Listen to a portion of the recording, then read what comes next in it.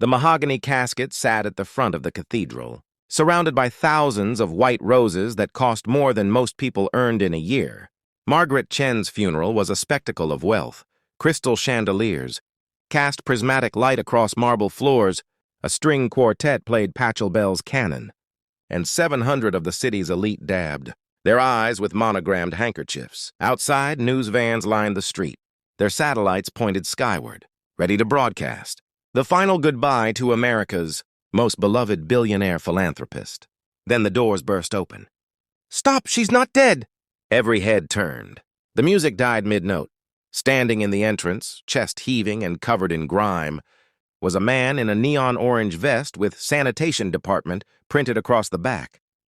He clutched something in his trembling hands, a crumpled envelope. Stained and wrinkled, Margaret's son, Richard, rose from the front pew, his face flushing crimson. "Security! Remove this man immediately!" But the garbage collector didn't move. His eyes, red-rimmed but determined, swept across the congregation. "My name is Marcus Webb, and I need 5 minutes of your time, please. This woman—" His voice cracked. "This woman saved my daughter's life. And what I have to tell you changes everything."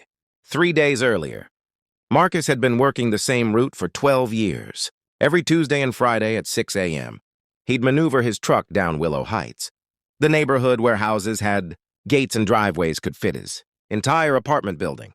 He never minded the work. Honest labor, his father always said, was nothing to be ashamed of. That morning, he'd noticed something unusual at the Chen estate.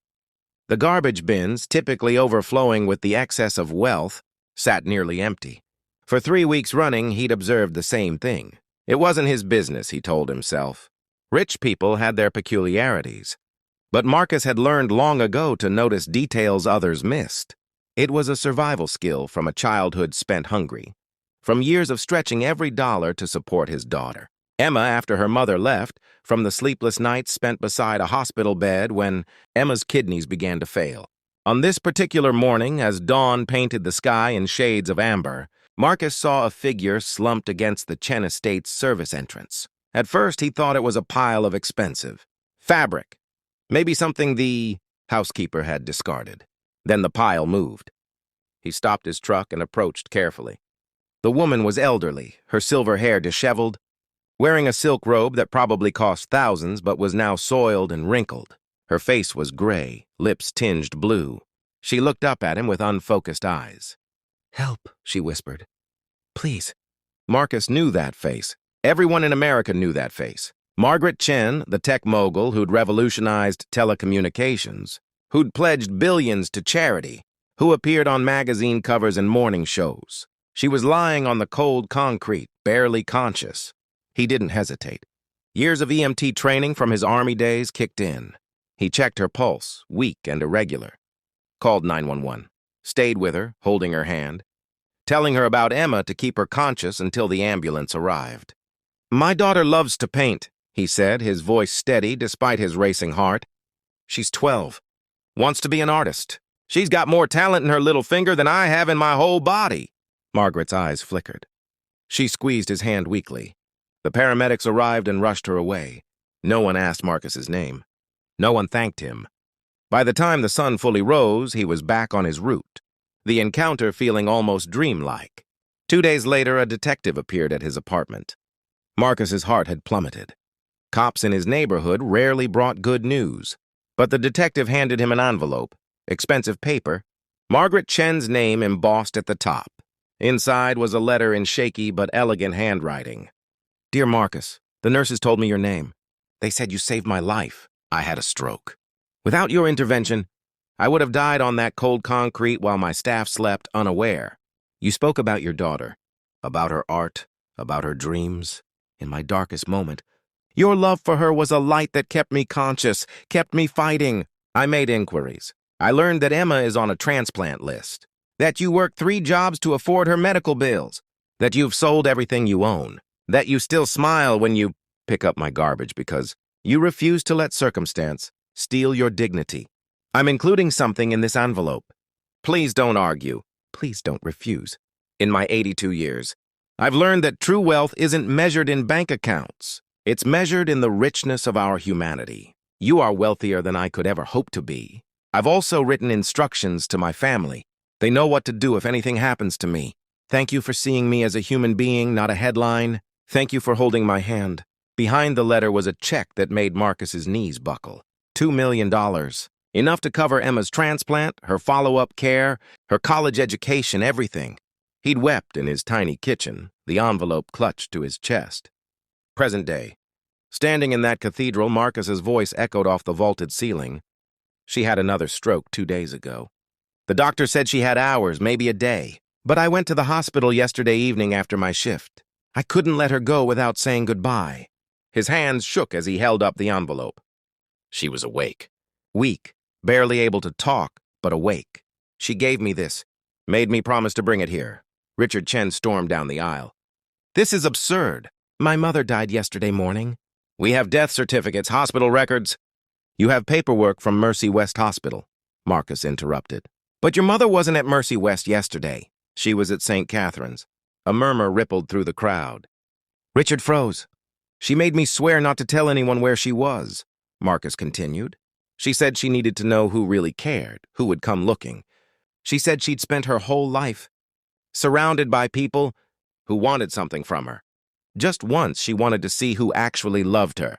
He opened the envelope with trembling fingers and began to read Margaret's final letter aloud. It detailed how after her first stroke, she'd realized that most of her relationships were transactional, how her son visited only when he needed money for his ventures, how her friends appeared for galas but not hospital visits, how her staff were polite but distant. "So I devised a test," Marcus read, his voice breaking. "I had myself transferred to a hospital under an assumed name. I told everyone I was dying. I wanted to see who would search for me, who would refuse to accept my death, who would demand to say goodbye." The cathedral had gone completely silent. Richard's face had drained of color. "Only one person came," the letter continued. "Marcus Webb, a man I'd met once, who owed me nothing, who had every reason to be working, his 3 jobs instead of searching, hospital after hospital to hold the hand of an old woman he barely knew. He's teaching my grandson more about family in this moment than I managed in 8 decades.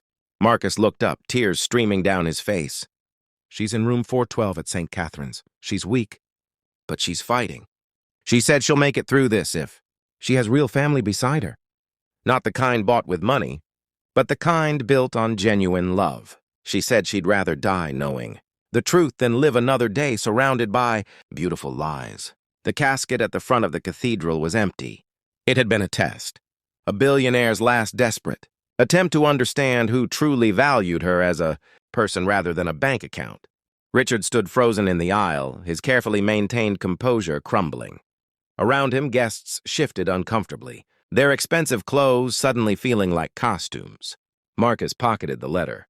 "I'm going back to the hospital now. Mrs. Chen asked me to bring. Emma said she wants to see her paintings." He turned to leave, then paused. "She also said anyone who wants to visit is welcome, but leave your agendas at the door. She's done collecting associates. She's only interested in friends." He walked out of the cathedral into the bright morning sunshine, leaving behind a room full of people confronting uncomfortable truths about themselves. Epilogue.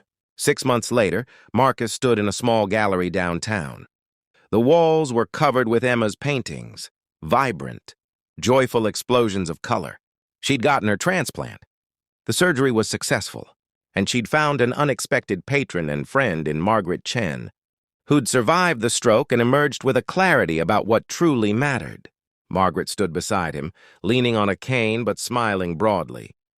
"That one's my favorite," she said, pointing to a canvas depicting a garbage truck driving toward a sunrise, painted in shades of gold and hope. "She calls it The Collector," Marcus said softly. "Says it's about someone who saw treasure where others saw trash." Margaret squeezed his arm. "We're both collectors, then. We recognize valuable things that the world overlooks." Around them, a modest crowd admired Emma's work. Richard was there too, quieter now, humbler, learning slowly what his mother had tried to teach him through her unconventional test. He was selling 2 of his homes and volunteering at a community center, searching for the humanity his privilege had insulated him from. The gallery was nothing like that cathedral, no crystal chandeliers, no mahogany, no excess. Just white walls, good lighting, and art created by a 12-year-old girl who'd learned that kindness ripples outward in unexpected ways. Emma, healthy and glowing, ran up to Marcus and hugged him tight. "Dad, Mrs. Chen just bought 3 paintings. I'm starting a collection," Margaret said with a wink. "I've spent my life accumulating things. Time to accumulate what actually matters." As Marcus watched his daughter laugh with the billionaire who'd become family, he thought about that morning, when he'd stopped his truck for a woman, lying on cold concrete. How a small act of human decency had transformed multiple lives. How sometimes the poorest among us are richest in the things money can't buy. The garbage collector and the billionaire. On paper, they had nothing in common. But humanity, Marcus had learned, wasn't found in bank accounts or social status.